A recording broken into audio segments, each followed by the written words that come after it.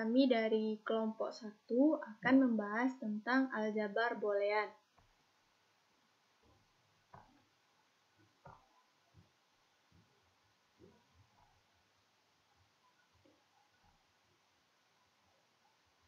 Di mana pembahasan dari aljabar boolean ini yang pertama definisi aljabar boolean, yang kedua aljabar boolean dua nilai, yang ketiga ekspresi boolean, yang keempat hukum-hukum aljabar boolean, yang kelima fungsi boolean, dan yang keenam bentuk kanonik.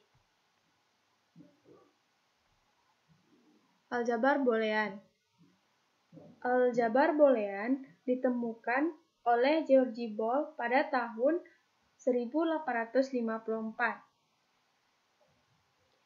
Boole melihat bahwa himpunan dan logika proposi mempunyai sifat-sifat yang serupa.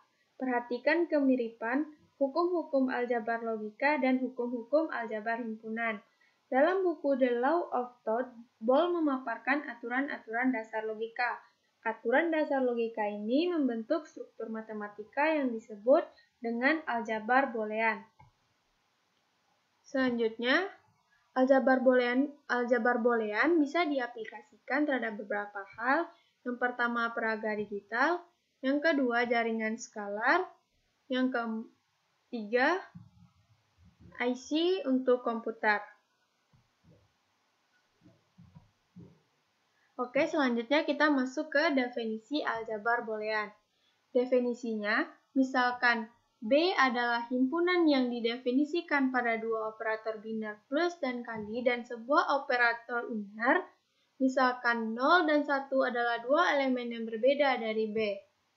Maka tupel B, satu dari simbol ini, disebut aljabar boolean jika untuk setiap A, B, C elemen B berlaku aksioma berikut. Yang pertama identitas, yang kedua komutatif, yang ketiga distributif, dan yang terakhir komplement.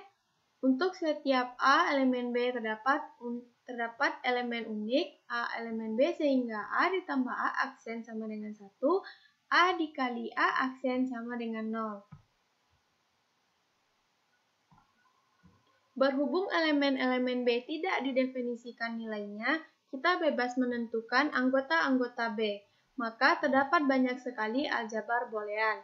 Untuk mempunyai sebuah aljabar boolean, orang harus memperlihatkan yang pertama elemen-elemen himpunan B, yang kedua kaidah atau aturan operasi untuk dua operator biner dan operator uner, yang ketiga himpunan B bersama-sama dengan dua operator tersebut memenuhi keempat aksioma di atas.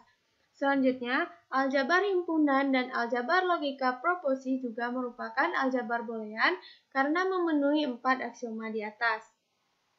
Dengan kata lain, aljabar himpunan dan aljabar proposi adalah himpunan bagian subset dari aljabar boolean. Pada aljabar proposi misalnya, B berisi semua proposi dengan n peubah. Dua elemen unik berbeda dari B adalah T dan F, operator biner, dan operator unernya. Semua aksioma pada definisi di atas dipenuhi. Dengan kata lain, ini adalah aljabar boolean. Aljabar boolean dua nilai. Aljabar boolean dua nilai merupakan aljabar boolean yang paling populer karena aplikasinya luas. Pada aljabar dua nilai, B himpunan 0,1 operator biner plus dan kali operator uner.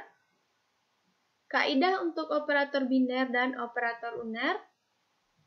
Yang pertama, A kali B-nya maka didapatkan 0001. Dan untuk A ditambah B-nya, di mana A 0011, B 0101, di mana A ditambah B-nya 0111. Selanjutnya untuk A 0, A aksennya 1, A1-nya A aksennya sama dengan 0. Keempat aksioma di atas dipenuhi. Selanjutnya kita masuk ke ekspresi boolean. Ekspresi boolean dibentuk dari elemen-elemen B atau peubah-peubah yang dapat dikombinasikan satu sama lain dengan operator plus, X, dan aksen. Contoh, misalnya 0, 1, mana A dikali B, A ditambah B, A dikali B-nya, A aksen dikali B ditambah C, maka A dikali B aksen ditambah A dikali B dikali C aksen ditambah B aksen, dan sebagainya. Hukum-hukum aljabar boolean. Di sini bisa kita lihat ada 11 hukum aljabar boolean. Yang pertama, hukum identitas, A ditambah 0 sama dengan A dikali 1 sama dengan A. Hukum idempoten, A ditambah A sama dengan A dikali A sama dengan A. Hukum komplement, A ditambah A aksen sama dengan 1, A aksen sama dengan 0. Hukum dominansi, A dikali 0 sama dengan 0, A ditambah 1 sama dengan 1. Hukum involusi, A aksen diaksenkan sama dengan A. Hukum penyerapan, A ditambah A, B sama dengan A dikali A ditambah B sama dengan A. Hukum komutatif bisa dilihat di mana A tambah B sama dengan B tambah A, AB sama dengan BA. Begitupun dengan hukum asosiatif, hukum distributif, hukum De Morgan, dan hukum ini. Selanjutnya, kita masuk ke contoh. Buktikan bahwa untuk sembarang elemen A dan B dari aljabar boolean, maka kesamaan berikut A ditambah A aksen B sama dengan A ditambah B dan A dikali A aksen ditambah B sama dengan AB adalah benar. Penyelesaiannya, yang pertama, A ditambah B sama dengan A ditambah A ditambah A aksen B sama dengan A ditambah AB ditambah A aksen B. Maka A ditambah A, B tambah A aksen B. Hukum asosiatif, A ditambah A aksen B, A ditambah 1 dikali B. Hukum distributif dan hukum komplement sama dengan A ditambah B, hukum identitas. Untuk yang kedua, A dikali A aksen ditambah B sama dengan A aksen ditambah AB, hukum distributifnya sama dengan A dikali aksen sama dengan 0 ditambah AB, hukum komplement, dan 0 ditambah AB sama dengan AB, hukum identitas. Baiklah, saya Ashabul Maimanah, NIM 1914040030 akan melanjutkan pembahasan dari rekan saya, yaitu tentang fungsi boolean. Jadi, contoh-contoh dari fungsi boolean ini ada diberikan 5 contoh. Yang pertama itu fx sama dengan x. Yang kedua, f x y sama dengan x aksen y tambah x y aksen tambah y aksen. Yang ketiga, x y sama dengan x aksen y aksen. F x y sama dengan x tambah y aksen. F yang kelima, f x y z sama dengan x y z aksen. Jadi setiap peubah di dalam fungsi boolean termasuk dalam bentuk komplemennya disebut literal. Fungsi h x y z sama dengan x y z aksen terdiri dari 3 buah literal, yaitu x, y, dan z aksen. Jadi jika masuk ke contohnya, jika diberikan sebuah contoh x-nya itu 1, y-nya itu 1, z-nya 0, maka nilai fungsinya yaitu fungsi h1 0 sama dengan 1 dikali 1 dikali 0 aksen, atau sama juga dengan 1 kali 1 kali 1, atau sama juga dengan 1 kali 1 yaitu 1. Baik, kita masuk ke yang selanjutnya, yaitu bentuk kanonik. Bentuk kanonik ini merupakan ekspresi boolean yang menspesifikasi suatu fungsi dapat disajikan dalam 2 bentuk berbeda. Pertama, sebagai penjumlahan dari hasil kali atau bisa disebut SOP. Yang kedua, sebagai perkalian dari hasil jumlah. Contohnya, fungsi dari x, y, z sama dengan x aksen, y aksen, z tambah x, y aksen, z aksen tambah x, y, z dan fungsi dari X, Y, Z sama dengan X tambah Y tambah Z, X tambah Y aksen tambah Z, X tambah Y aksen tambah Z aksen, X aksen tambah Y tambah Z aksen, X aksen tambah Y aksen tambah Z adalah dua buah fungsi yang sama. Jadi mintermnya suku term di dalam ekspresi boolean mengandung literal yang lengkap dalam bentuk hasil kali. Maxterm suku term di dalam ekspresi boolean mengandung literal yang lengkap dalam bentuk hasil jumlah. Contohnya yaitu fungsi f x y z sama dengan x aksen y aksen z tambah x y aksen z aksen tambah x y z. Ini merupakan ada 3 buah minterm, yaitu x aksen y aksen z, yang kedua x y aksen z aksen, yang ketiga x y z. Lalu misalnya ada fungsi g yaitu x y z sama dengan x tambah y tambah z, x tambah y aksen tambah z, x tambah y aksen tambah z aksen, x aksen tambah y tambah z aksen, x aksen tambah y aksen tambah z. Jadi di situ tuh ada 5 buah max term, yaitu x, semua itu tuh semua yang ada pada fungsi itu tuh termasuk max term. Poinnya, misalkan peubah atau variabel fungsi boolean adalah x, y, dan z, maka x aksen y merupakan bukan minterm karena literal tidak lengkap. Y aksen z aksen bukan minterm karena literal tidak lengkap. X y aksen z, x y z aksen, x aksen y z aksen minterm merupakan minterm karena literal lengkap. Selanjutnya x tambah z merupakan bukan max term karena literal tidak lengkap. X aksen tambah y tambah z aksen max term karena literal lengkap. X y aksen tambah y aksen tambah z bukan max term. Poin-poin yang ada yaitu ekspresi boolean yang dinyatakan sebagai penjumlahan dari satu atau lebih minterm atau perkalian dari satu atau lebih max term disebut dalam bentuk kanonik. Itulah yang dimaksud dari bentuk kanonik, yaitu ada 2 poinnya sebagai penjumlahan dari satu atau lebih minterm atau perkalian dari satu atau lebih max term. Poin selanjutnya yaitu jadi ada 2 macam bentuk kanonik yang biasa atau bisa juga disebut SOP atau POS. Fungsi f x y z sama dengan x aksen y aksen z tambah x y aksen z aksen tambah x y z dikatakan dalam bentuk SOP. Nah, jadi bentuk dari SOP ini adalah seperti yang disebutkan tadi.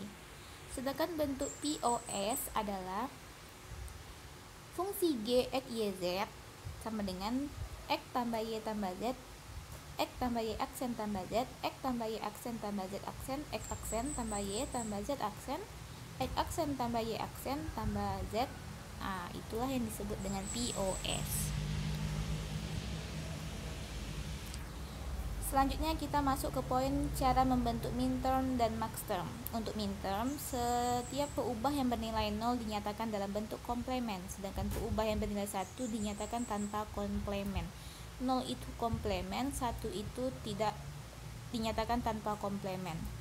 Sebaliknya untuk max term, setiap peubah yang bernilai 0 dinyatakan tanpa komplemen, sedangkan peubah yang bernilai 1 dinyatakan dalam bentuk komplemen. 0 dinyatakan tanpa komplemen, 1 dinyatakan dalam bentuk komplemen. Itu adalah kebalikan dari minterm. Nah, di sini kita dapat melihat cara membentuk minterm dan max term dari tabel kebenaran untuk 2 peubah. Misalnya peubahnya yaitu x 0011, y 0101.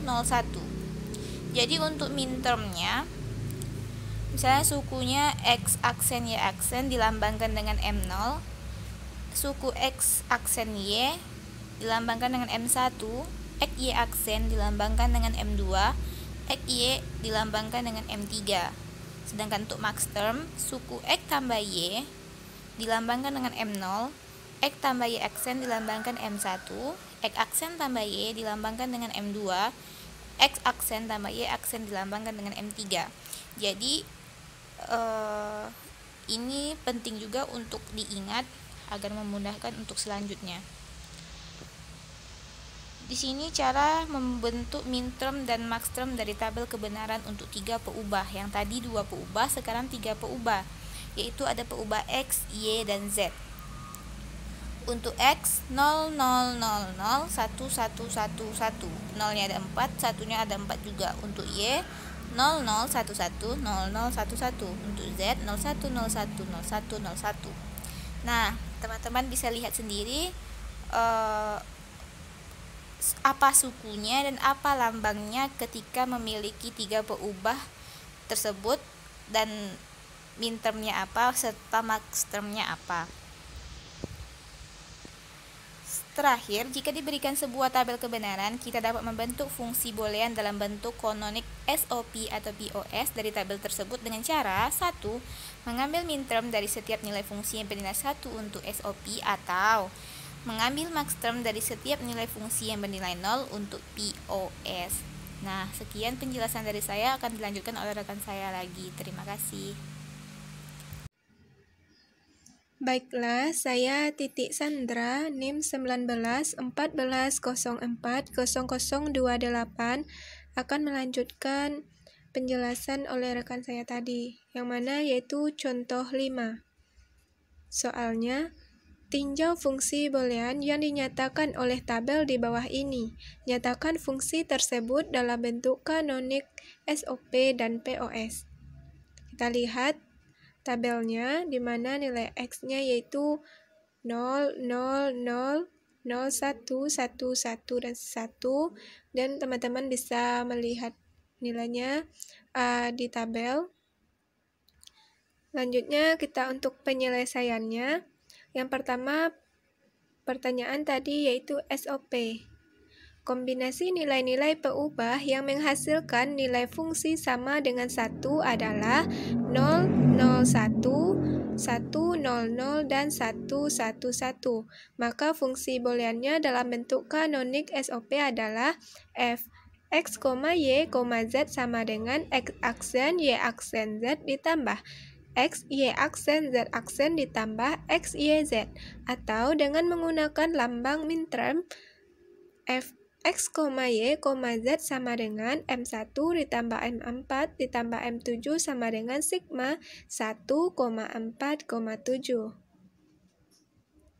Selanjutnya yaitu untuk POS. Kita lihat tabelnya, di mana kombinasi nilai-nilai peubah yang menghasilkan nilai fungsi sama dengan 0 adalah 0, 0, 0, 0, 1, 0, 0, 1, 1, 1, 1, 0, 1, dan 1, 1, 0. Maka fungsi booleannya dalam bentuk kanonik POS adalah f x, y, z sama dengan x ditambah y ditambah z dikali x ditambah y aksen ditambah z kali x ditambah y aksen ditambah z aksen kali x aksen ditambah y ditambah z aksen kali x aksen ditambah y aksen ditambah z. Atau dalam bentuk lainnya, fx, y, z sama dengan m0 kali m2 dikali m3 dikali m5 dikali m6 sama dengan pi 0,2, 3,5, 6.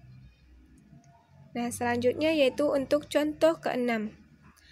Nyatakan fungsi boolean f x, y, z sama dengan x ditambah y aksen z dalam bentuk kanonik SOP dan POS. Penyelesaiannya yang pertama untuk SOP. Lengkapi terlebih dahulu literal untuk setiap suku agar jumlahnya sama. X sama dengan X dikali Y ditambah Y aksen sama dengan XY ditambah XY aksen sama dengan XY dikali Z ditambah Z aksen ditambah XY aksen dikali Z ditambah Z aksen sama dengan XYZ ditambah XYZ aksen ditambah XY aksen Z ditambah XY aksen Z aksen, dan Y aksen Z sama dengan Y aksen Z dikali X ditambah X aksen sama dengan X Y aksen Z ditambah X aksen Y aksen Z.